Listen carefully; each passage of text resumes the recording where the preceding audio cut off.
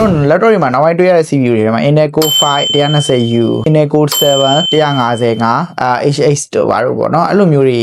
ကျွန်တော်နောက်ပိုင်းတွေးလာရတယ်ပေါ့နော် Core 7 နဲ့ Core 5တွေနောက်ကဟာတွေရင်တော့နဲ့မတူတော့ရင်တော့ရှင်းတယ်ပေါ့နော် i3 i5 i7 i9 နောက်မှာ dash 30ဆိုရင်30 generation 12ဆိုရင်12 generation ပေါ့နော် okay ခုတော့နည်းနည်း trend ပြောင်းသွားပြီပေါ့နော်ဒီကတော့ naming style လေးတွေ change သွားတာပေါ့နော်ဒီကတော့ AI ထောက်ပံ့တာဘာညာလဲပါတာပေါ့နော်အဲ့တော့ Core 5ပေါ့နော် Core 5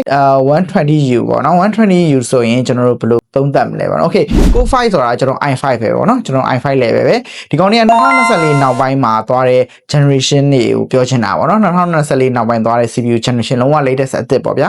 အဲ့တော့ကျွန်တော်တို့က 120U ဆိုရင်1ကတော့ first generation ပေါ့ဟုတ်ပြီနော်2024မှာထုတ်တဲ့ကျွန်တော်တို့ gen 1ပေါ့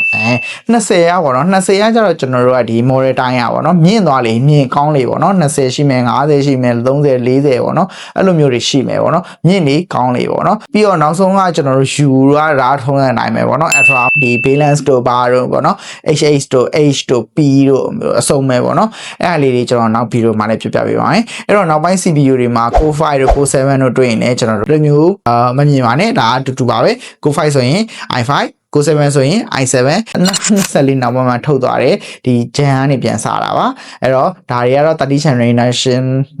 နေပါပဲဒါပေမဲ့ခေါ်ပေါ်လေးတွေကျွန်တော်တို့ချိန်သွားတယ်နောက်ဝင်တဲ့ brand new တွေမှာတွေ့များမှာပါဟုတ်ကဲ့နောက်အသေးစိတ်လေးတွေနောက်ဗီဒီယိုမှာကြည့်ပေးပါအောင်